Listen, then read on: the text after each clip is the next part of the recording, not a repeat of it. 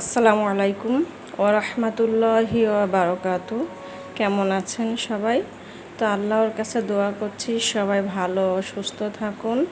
আপনাদের দোয়া আমিও ভালো আছি, আলহামদুলিল্লাহ। আল্লাহর কাছে শুকরিয়া জানাচ্ছি। তো আজকে আমি আপনাদের সামনে হাজির হয়েছি। এখানে আমি দেশি মুরগির গোশ নিয়েছি, আর এখানে আমি আস্ত কাঁঠালের বিচি আমি পরিষ্কার করে সিদ্ধ করে নিয়েছি। এই দেখুন, এই যে সিদ্ধ করে আমি নিয়েছি। তো এখন আমি এই মুরগির গোশত দিয়ে এগুলো রান্না করব। আর এখানে আমি সব রকমের এখানে জিরা গুঁড়া, ধনিয়া গুঁড়া এবং গরম মশলা, রাঁধুনি গুঁড়া, হলুদ গুঁড়া, মরিচ গুঁড়া, লবণ সমস্ত কিছু একসঙ্গে আমি মিক্স করে নিয়েছি। তো চলুন রান্না করা যাক। তো আমি চুলায় কড়াই বসাই দিয়েছি। আমি এখন এখানে সরিষার তেল দিয়ে দিচ্ছি।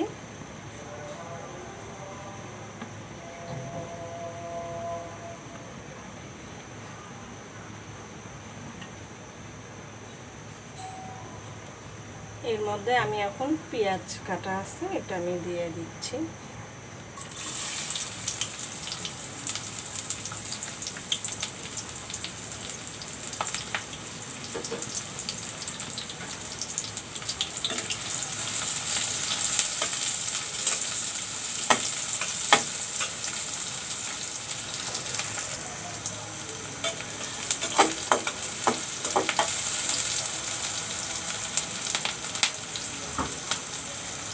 এখন আমি মশলাগুলো মিক্সড করে রাখিয়েছি, এগুলো আমি দিয়ে দিচ্ছি।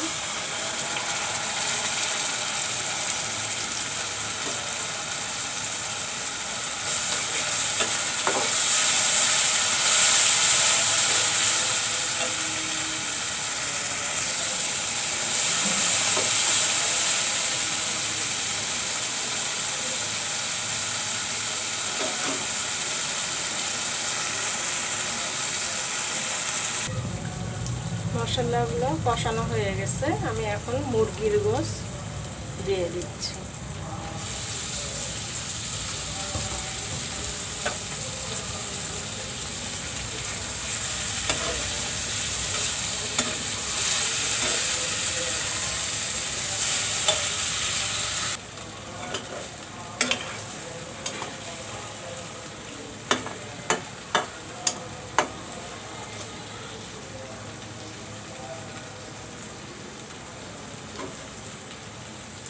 আমি এখন ঢেকে দিয়ে একটু কষিয়ে নিব।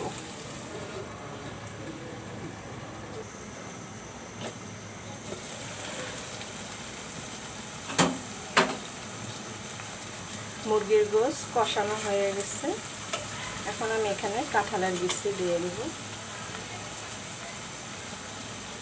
সিদ্ধ করা কাঁঠালের বিচি আমি দিয়ে দিচ্ছি, আস্ত কাঁঠালের বিচি।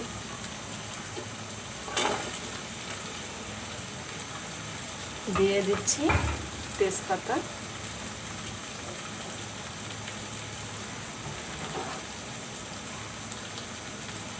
অল্প পরিমাণ পানি দিয়ে দিচ্ছি।